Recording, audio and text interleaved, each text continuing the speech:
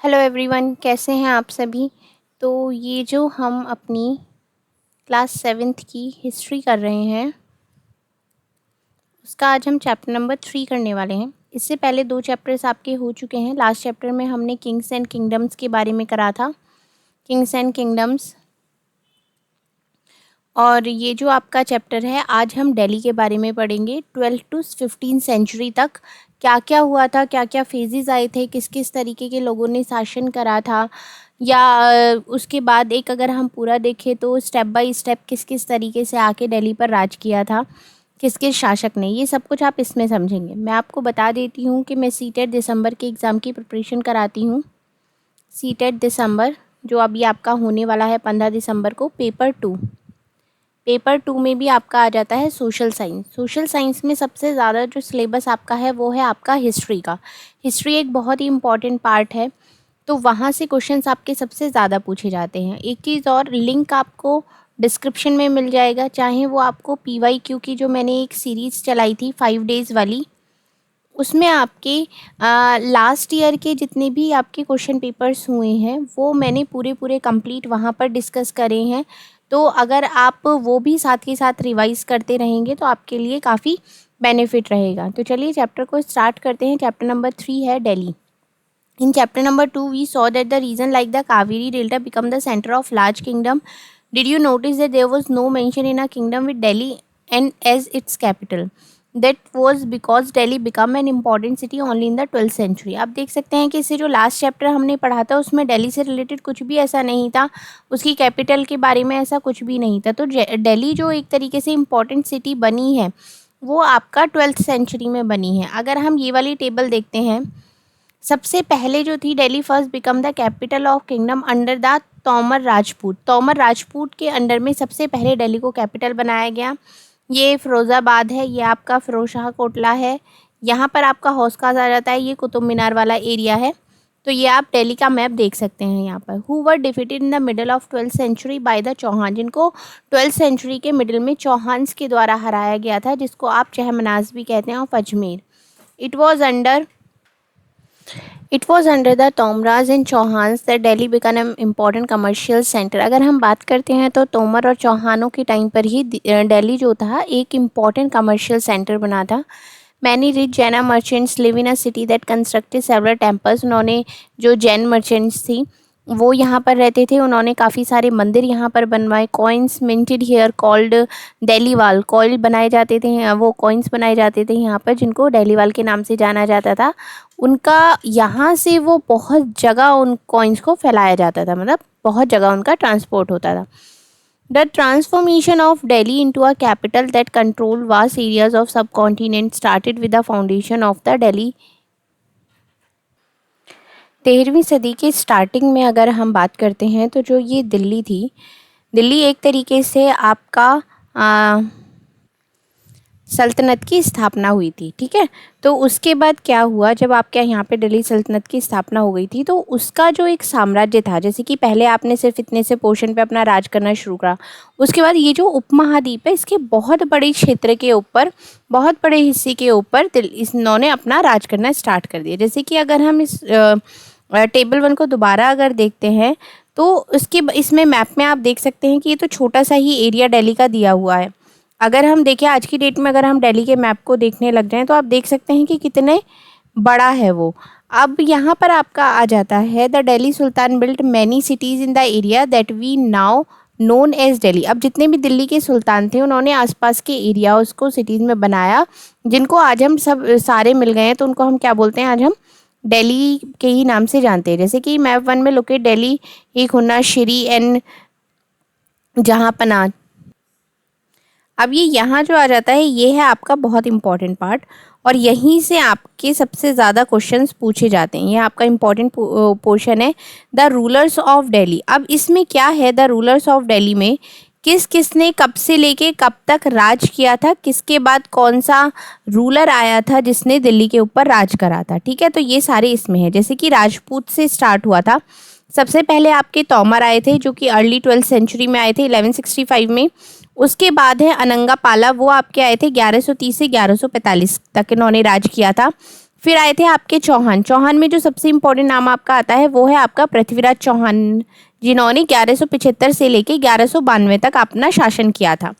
उसके बाद जो आए थे चौहान के बाद आए थे तुर्किश रूलर्स। तुर्किश रूलर में आए थे कुतुबुद्दीन ऐबक, शमशुद्दीन इल्तुतमिश और आपके रजिया सुल्तान और गयासुद्दीन बलबन। अगर हम बात करते हैं जो ये जो रजिया सुल्तान है, इनका जो कार्यकाल था ये बहुत ही कम समय के लिए रहा, सिर्फ 4 सालों के लिए, क्योंकि वो है ना कि भाई एक औरत शासन कर रही है, ये चीज़ हर किसी को बर्दाश्त नहीं हुई, तो उन्होंने बहुत ही कम समय बाद ही इनको हटा दिया था।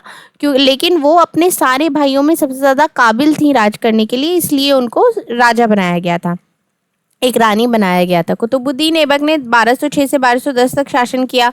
शमशुद्दीन ने 1210 से 1236 तक किया। गयासुद्दीन की अगर हम देखते हैं तो 1266 से लेकर 1287 तक गयासुद्दीन बलबन ने शासन किया था। उसके बाद तुर्किश रूलर्स के बाद आए थे खलजी डायनेस्टी। अब इसमें क्वेश्चन किस तरीके से आपका आता है कि सबसे पहले राजपूत हो गए, फिर तुर्किश हो गए, फिर आपका खलजी हो गए, फिर तुगलक हो गए।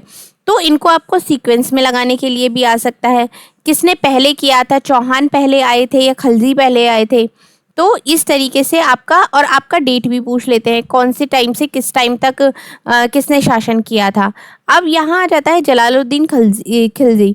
इन्होंने 1290 से लेके 1296 तक शासन किया था। अलाउद्दीन ने किया था 1296 से 1316 तक।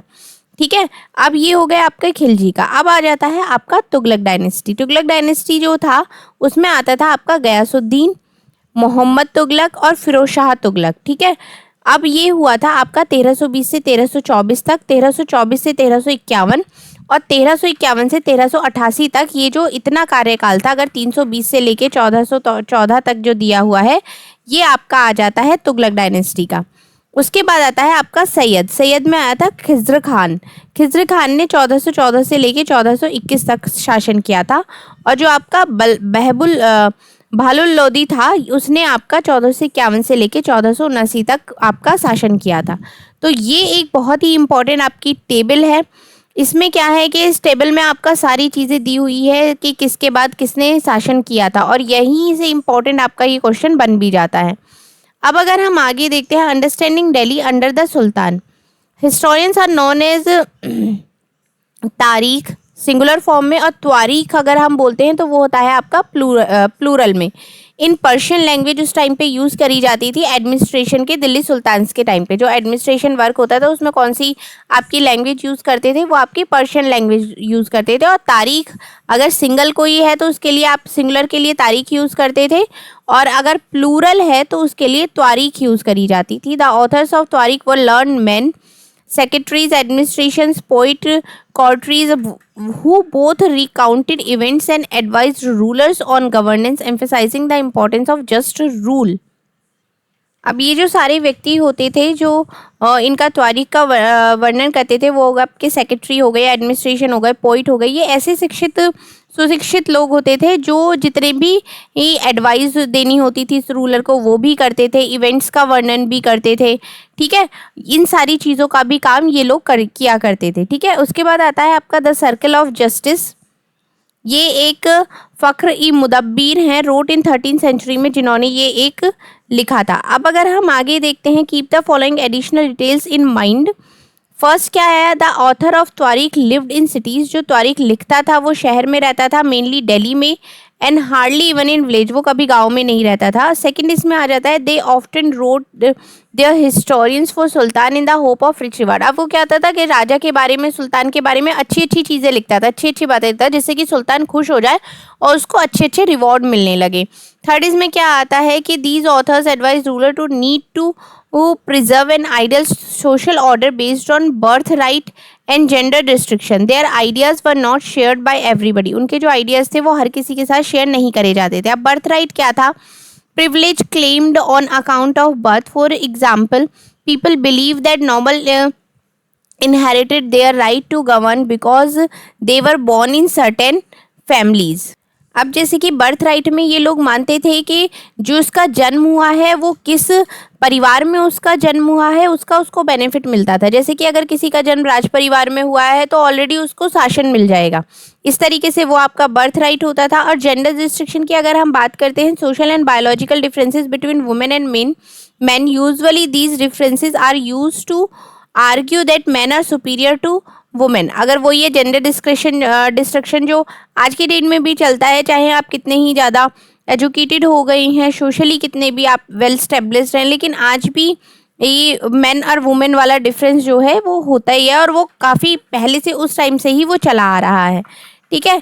इन 1236 सुल्तान इल्तुतमिश डॉटर, जो कि सुल्तान इल्तुतमिश की डॉटर थी रजिया सुल्तान, वो सुल्तान बनी थी। तो उनको क्या हुआ, वो जिस एज में, जैसे कि आपका मिहाज सिराज हो गया, recognise that she was more able to be qualified than her brothers. मतलब जितने भी उसके भाई थे उन सब में वो सबसे ज़्यादा क्वालिफाइड थी इस चीज़ के लिए कि उसको सुल्तान बनाया जाए। But he was not comfortable at having a queen as a role. लेकिन वो उतनी ज़्यादा कंफर्टेबल कभी नहीं रही एक क्वीन बन के। Nor were the noble happy at the attempt to the rule independently. और बाकी और कोई भी नहीं चाहता था कि एक औरत का शासन हो इस तरीके से, कोई भी उससे ज़्यादा खुश नहीं था। तो she was remove from the throne in 1240। तो उसने अपने शासन को अपना 1240 में छोड़ दिया था। अब वॉट मिनहज उस सिराज थॉट अबाउट रजिया, मतलब ये रजिया के बारे में क्या सोचते थे, what other important female rulers of India did, और बाकी की जो फीमेल रूलर्स रही हैं इंडिया में उन्होंने क्या क्या किया है, ये यहाँ पर इसमें दिया हुआ है। तो ये आप अपना रीड कर सकते हैं। मैं ज़्यादातर वही आपको पोर्शन करा रही हूँ जो कि आपके एग्जाम के पॉइंट ऑफ व्यू से इम्पॉर्टेंट है। अब अगर हम आगे देखते हैं, closer look administration under the Khaljis and Tughlaq. अगर हम अब खलजी और तुगलक के बारे में बात कर रहे हैं, the consolidation of the kingdom as vast as the Delhi sultan needed reliable govern and administration rather than appointing aristocrat and landed chieftains or governors. The early Delhi Sultan, especially Iltutmish, favored their special slave purchase for military services called बंदनगाह in Persian. अब दिल्ली सल्तनत जैसे विशाल साम्राज्य के लिए उन्हें बहुत ही ज़्यादा, कहते हैं ना, रिलायबल, एक विश्वसनीय सूबेदारों की और एडमिनिस्ट्रेटर्स की ज़रूरत थी। ठीक है। तो उन्होंने ऐसे लोगों को अपॉइंट करना शुरू किया जो कि उनका ये सारी चीज़ें बहुत अच्छी तरीके से संभाल सकें। स्पेशली इल्तुतमिश जो थे, ये क्या करते थे, ये गुलामों को इसलिए फेवर करते थे, उनको अपॉइंट करा, मिलिट्री में उनको जगह दी, और उसको पर्शियन में क्या कहा गया, उसको बंदनगाह कहा गया पर्शियन लैंग्वेज में। They were carefully train to man some of the most important political office in the kingdom. और जो राज्य में जितने भी पॉलिटिकल ऑफिस थे उनके लिए भी उनको ट्रेंड किया गया। Since they were totally dependent upon their master, वे अपने टोटली डिपेंडेंट होते थे अपने मास्टर के ऊपर। द सुल्तान को trust and rely upon them, और सुल्तान उनके ऊपर भरोसा कर सकता था और अपने काम भी वो उनसे कराता था। अब स्लेव्स रादर देन सन, मतलब बेटों से बढ़कर गुलाम, वो किस तरीके से होते थे, आ slave whom one has brought up and prompted must be looked after for it need a whole lifetime and good luck to find a worthy and experienced slave. Wise men have said, मतलब बुद्धिमान लोगों ने कहा है, that a worthy and experienced slave is better than a son, कि जो अगर आपका कोई भी बुद्धिमान और भरोसेमंद अगर गुलाम है तो वो आपके बेटे से बेहतर है। ये लाइन उन्होंने कही गई है। The Khiljis and Tughlaq continue to use bandagan and also raise people to humble birth who were often their client. मतलब क्लाइंट क्या है इसमें कहा गया है, someone who is under the protection of another or dependent और हैंगर ऑन। इसका अर्थ क्या हुआ कि जो किसी अन्य व्यक्ति के संरक्षण में रहता हो और उसके ऊपर निर्भर हो, उसको क्या कहा गया, उसको क्लाइंट कहा गया। ठीक है। To high political positions they were appointed as general and governor, however this also introduce an elements of political instability. अब ये जो खलजी और तुगलक थे ये क्या करने लगे, ये बंदगा को एकदम से यूज़ करने लगे, और जो नीची जाति के लोग थे उनको भी ये अच्छे अच्छे पदों पर बिठाने लगे, ऊंचे ऊंचे पदों पर बिठाने लगे, जिससे क्या हो गया, एक तरीके से इंस्टेबिलिटी हो गई, मतलब अस्थिरता फैलने लगी। अब जितने भी आपके गुलाम हो गए या आपके क्लाइंट हो गए, वो लॉयल टू देयर मास्टर्स, वो अपने मास्टर्स के लिए काफ़ी लॉयल थे, and patrons but not to their heirs. मतलब ये अपने मालिक के प्रति तो वफादार रहते थे लेकिन उनके उत्तराधिकारी के प्रति नहीं रहते थे। जैसे कि भाई किसी ने अपॉइंट किया तो अब उसके प्रति तो ये है लेकिन उसका उत्तराधिकारी, उसका बेटा उसके लिए नहीं है ऐसा कुछ भी। Sultan had their own servants, सुल्तान के अपने सर्वेंट्स होते थे। As a result the accession of new monarch often saw conflicts between the old and the new nobility. तो उससे क्या हुआ, जब उनके अपने सर्वेंट्स होते थे तो उनके बीच में कन्फ्लिक्ट्स क्रिएट होने लगी, जो पुराने थे और जो नए अपॉइंट हुए. The patronage of these humble people by the Delhi Sultan also shocked many elites, and the authors of Persian Tariq criticized the Delhi Sultan for appointing the low on base born of high offices.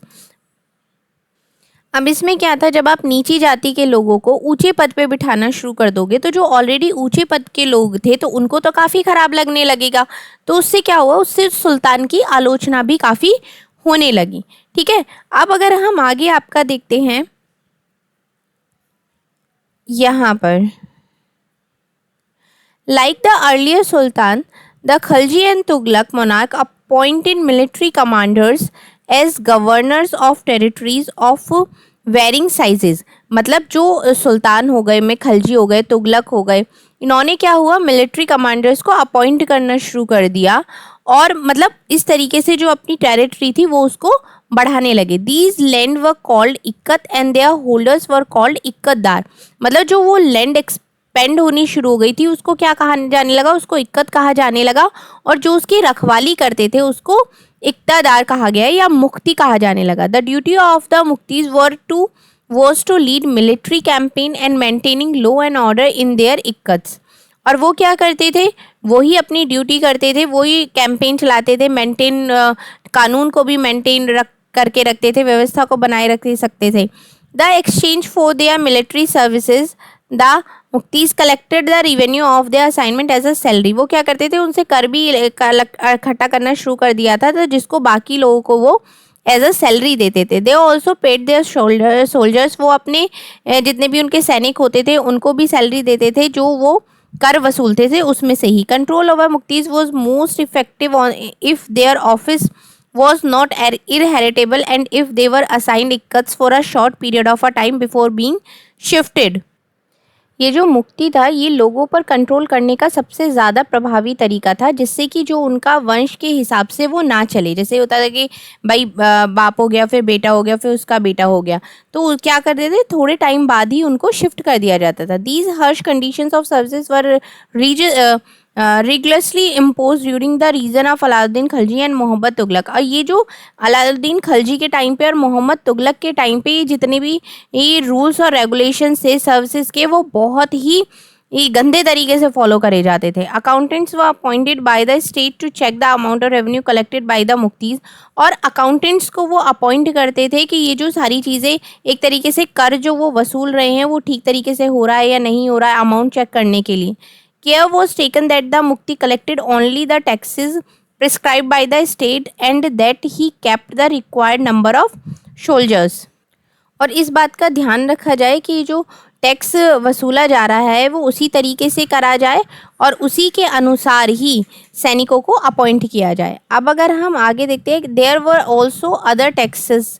मतलब यहाँ पे tax भी बहुत तरीके के थे, जैसे कि आपका हो गया खुमस, ज़कत, ज़ियाज़ा, ये सारे आपके टैक्स थे. इनके बारे में मैं आपको अभी बताती हूँ कि कौन कौन से टैक्स थे और कैसे इनको लगाया जाता था.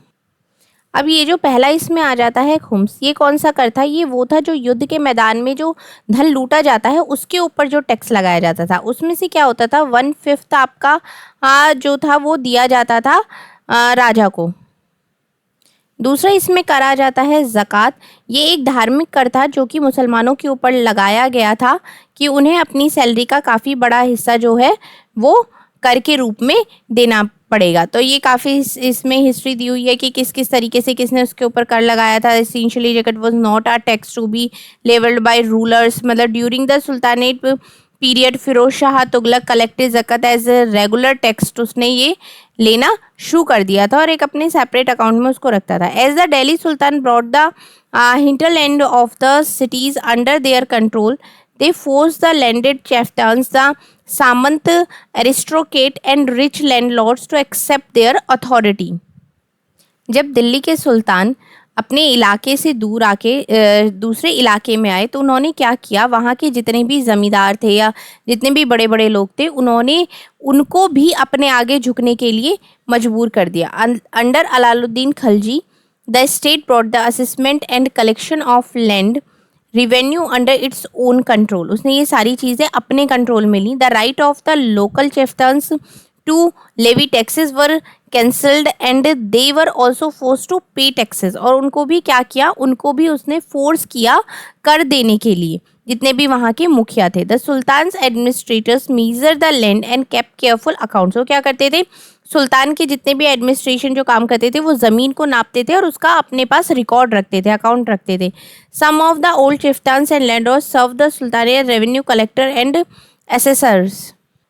अब इसमें से कुछ जो लोग थे वो क्या करने लगे, वो आपके ये सल्तनत की नौकरी करने लगे वसूली के अधिकार के रूप में. अब there were 3 types of taxes. उस टाइम पर 3 तरीके के टैक्स थे. सबसे पहला ऑन कल्टीवेशन कॉल्ड खराज. अब क्या था, खेती पर होने लगा जिसको खराज कहा जाता था. Amount of 50% of the peasants produce, मतलब जो वो खेती कर रहा है उसके ऊपर 50% का टैक्स, मतलब जो भी उसने ये मेहनत से करके कमाया उसका आधा वो उसे देगा. जितने भी आपके एक कैटल हो गए, मवेशी हो गए, उनके ऊपर और घर के ऊपर, ये 3 तरीके के टैक्स लगने लगे. It is important to remember that large part of the subcontinent remain outside the control of Delhi sultan. मतलब ये काफ़ी याद रखने वाली चीज़ है कि जितने भी बड़े बड़े पार्ट्स थे इस उपमहाद्वीप के, वो क्या थे, वो दिल्ली सुल्तान के कंट्रोल में ही थे. It was difficult to control distance province like Bengal from Delhi. अब जैसे कि अगर दिल्ली से बंगाल देखा जाए तो वो काफ़ी दूर है, डिस्टेंस उसका काफ़ी ज़्यादा है, तो वहाँ पर कंट्रोल करना काफ़ी मुश्किल था. And soon after annexing southern India, उसी तरीके से साउथर्न इंडिया की भी बात हो रही. The entire region become independent. उस टाइम पे ये जो सारा रीजन था वो स्वतंत्र था. Even in the Gangetic plains, तो जो कि गंगा के प्लेन्स थे वो भी. देयर वर फॉरेस्टेड एरियाज, वहाँ पर वो जंगल वाला एरिया था. That Sultan forces could not penetrate, मतलब जहाँ पर सुल्तान की फोर्सेस नहीं जा सकती थी उस जंगल वाले एरिया में. Local chieftain establishing their rules, वहाँ के जो लोकल लोग थे उन्होंने ही अपने कुछ रूल्स बनाए हुए थे उस क्षेत्र के. समटाइम्स रूलर लाइक, जैसे कि आपका अलाउद्दीन खलजी हो गया एंड मोहम्मद तुगलक हो गया, could force their control in these areas but only for a short duration. मतलब उन्होंने काफ़ी कोशिश करी, लेकिन वो कितने समय के लिए, वो काफ़ी कम समय के लिए ही आपका रहा. अब चिफ्तान्स एंड देयर फोर्टिफिकेशंस, अब ये क्या आपका आ जाता है, यहाँ पर सरदार और उसकी किलेबंदी के बारे में बताया गया है इतने पोर्शन में. अब अगर हम आगे देखते हैं आपका, the Mongols under Genghis Khan invaded Transoxiana in northeast Iran in 1219 and the Delhi Sultanates faced their onslaught soon after. अगर हम बात करते हैं चंगेज़ खान के नेतृत्व में मंगोलों ने 2019 में, मतलब जो आज की डेट में आपका ईरान है उसके ऊपर हमला किया गया. Mongol attacked on the Delhi sultan increase during the reason of Alauddin Khalji and in the early years of Muhammad Tughlaq's rule. This forced the two rulers to mobilize a large standing army in Delhi, which posed a huge administrative challenge.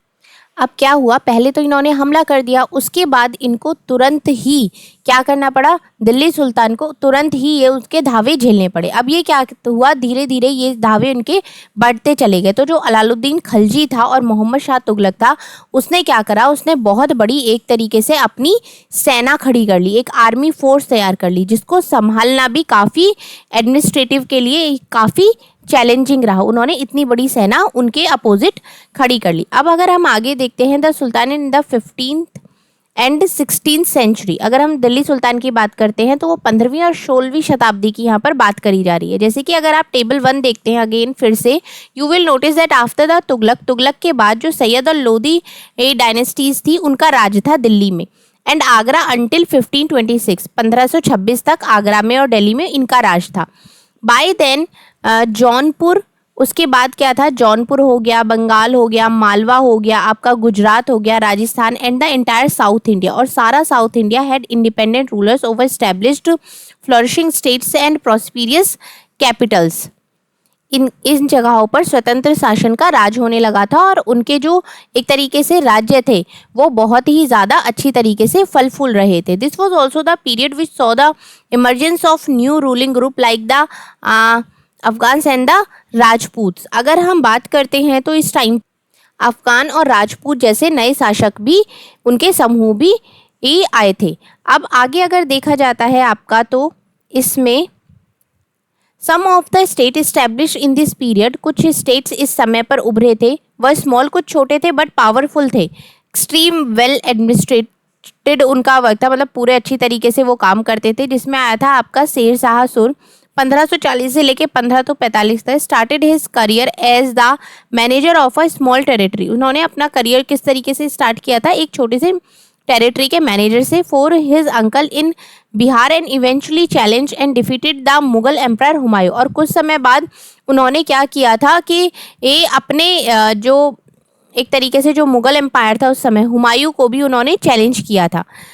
Sher Shah capture Delhi and establish his own dynasty, उन्होंने क्या किया था, अपना साम्राज्य स्थापित किया था दिल्ली में। ऑल्दो द सुर dynasty rule for only 15 years, कितने समय तक, उन्होंने सिर्फ 15 साल तक ही राज किया। It introduce N administration that borrowed element from Alauddin Khilji and made them more efficient, लेकिन इनके प्रशासन ने अलाउद्दीन खिलजी के कई तरीकों को अपनाकर उन्हें और भी ज़्यादा चुस्त बना दिया था। Sher Shah administration become the model followed by great empire Akbar, मतलब इन्होंने इतना अच्छा मॉडल तैयार किया कि उसको अकबर ने भी फॉलो किया when he consolidated the Mughal empire, जिस टाइम पे वो मुगल साम्राज्य को चला रहा था। तो आपका ये जो यहाँ पर पूरा चैप्टर होता है ये आपका कंप्लीट हो जाता है।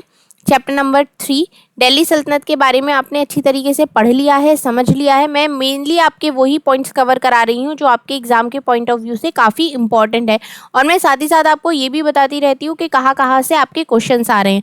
अगर इनके साथ साथ आप अपनी वो PYQs भी करते रहते हैं तो आपका एक तरीके से कहते हैं ना कि हैंड टू हैंड चीज़ें प्रिपेयर होती चली जाएंगी। जैसे कि जितना आपने पोर्शन पढ़ लिया, अगर आपको उनके उसमें से क्वेश्चंस आपको मिलते हैं तो आपके माइंड में तुरंत क्लिक होगा कि हाँ भाई ये इस चैप्टर में से आया है। तो आप साथ के साथ भी डेली की एक वीडियो PYQ भी देखते रहिए, तो आपकी जो तैयारी है वो एक अलग लेवल की होती चली जाएगी। चलिए, वीडियो अच्छी लगी हो तो शेयर भी करें। जो हमारे साथ जुड़ना चाहते हैं, जो पेपर 2 की प्रिपरेशन कर रहे हैं, वो हमारे साथ जुड़ सकते हैं। Thank you so much.